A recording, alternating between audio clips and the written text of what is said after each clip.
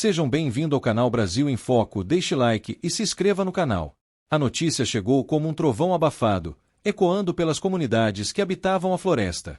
O governo federal havia autorizado a exploração mineral em terras antes protegidas, justificando a medida como uma forma de trazer desenvolvimento econômico. No entanto, os povos indígenas e os ambientalistas sabiam o que isso significava, uma permissão velada para o avanço do garimpo ilegal. Mateus, um jovem geólogo que retornará à Amazônia para trabalhar em projetos de preservação, sentiu seu coração pesar. Ele cresceu ouvindo histórias de sua avó sobre os espíritos da floresta e sobre a responsabilidade de protegê-la. Agora, essa responsabilidade parecia mais urgente do que nunca. Capítulo 2 – A chegada dos garimpeiros. Em poucas semanas, os primeiros sinais de destruição apareceram. Rios antes cristalinos começaram a perder a cor, manchados pelo mercúrio usado nas operações clandestinas.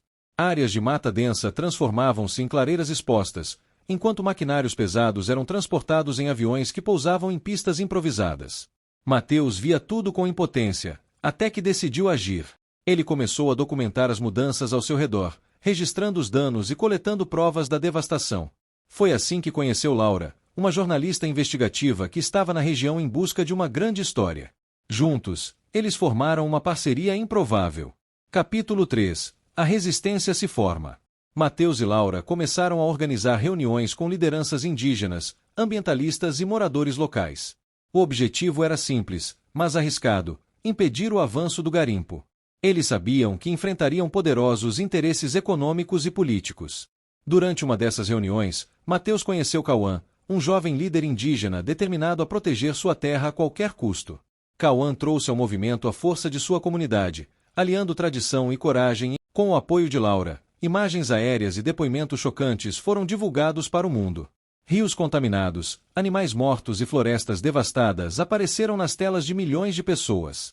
As reportagens viraram manchetes, e manifestações começaram a surgir em grandes cidades. Mas a exposição trouxe riscos. Mateus e sua equipe começaram a receber ameaças, e agentes ligados ao garimpo passaram a monitorar seus passos. Em um confronto direto, um grupo armado tentou intimidar a resistência, mas a união das comunidades mostrou-se mais forte do que o medo. A resistência organizou um bloqueio em uma das maiores minas ilegais da região. Com centenas de pessoas, eles se posicionaram na entrada, enquanto Laura transmitia ao vivo para milhares de espectadores. O confronto com garimpeiros armados era iminente, e a tensão crescia a cada minuto. Quando o embate começou, houve gritos, correria e confrontos físicos. No caos, Mateus liderou uma retirada estratégica para proteger as vidas de sua equipe, mas não sem antes garantir que provas do enfrentamento fossem capturadas e enviadas ao resto do país.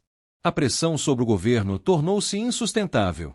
Protestos em todo o país, aliados a sanções econômicas internacionais, forçaram uma reavaliação da medida. Sob intenso escrutínio, o decreto foi revogado, e operações de fiscalização foram enviadas à região para desmantelar as bases ilegais. Mateus, Laura, Cauã e todos os que lutaram sabiam que a vitória era apenas o começo.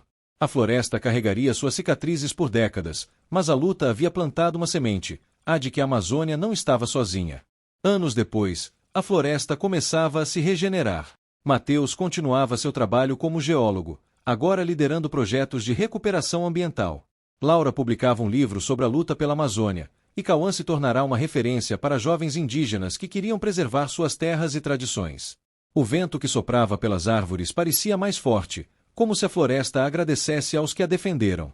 Afinal, a luta por ela era também a luta pelo futuro de toda a humanidade.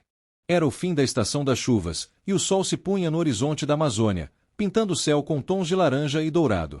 Mateus caminhava lentamente pelas margens de um rio que antes estava morto, mas que agora, aos poucos, voltava a respirar.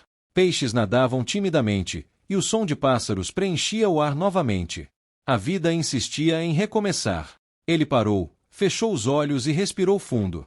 Sentiu o cheiro da terra molhada e ouviu o sussurro do vento entre as árvores. Era como se a floresta estivesse viva, contando sua história de resistência. Mateus sabia que cada árvore que permanecia de pé, cada animal que sobrevivia e cada gota de água limpa eram testemunhas de uma luta que quase os destruíra. Laura se aproximou com um sorriso sereno, carregando sua câmera pendurada no pescoço. Ela tinha acabado de entrevistar Cauã, que, como líder indígena, agora comandava projetos de reflorestamento em sua comunidade. O jovem guerreiro já não falava com a raiva de quem luta por sobrevivência, mas com a esperança de quem acredita no futuro. Conseguimos, Mateus, disse Laura, sua voz cheia de emoção. Mas ainda há tanto por fazer. Eu sei, respondeu ele, olhando para o rio. Mas, pelo menos, agora o mundo está ouvindo. De longe, Cauã ergueu a mão em um gesto de saudação, seu rosto iluminado pela luz dourada do pôr do sol. Mateus retribuiu o gesto, sentindo uma onda de gratidão e orgulho.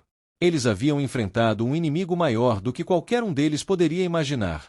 E, mesmo com as cicatrizes que a floresta carregava, eles tinham provado que a Amazônia não era apenas uma terra, era um lar, um símbolo, uma promessa de vida para todos. Enquanto a noite caía, os primeiros sons dos grilos e das rãs enchiam o ar, como uma sinfonia de celebração. O vento continuava a soprar, levando consigo as histórias de luta e resiliência. E, naquela vastidão verde que ainda se erguia contra todas as adversidades, a Amazônia parecia sussurrar: obrigado. Deixe o like, inscreva-se no canal Brasil em Foco e ative o sininho para não perder nenhuma atualização. Sua participação ajuda a espalhar a importância de proteger nossa Amazônia e nosso futuro. Junte-se à causa.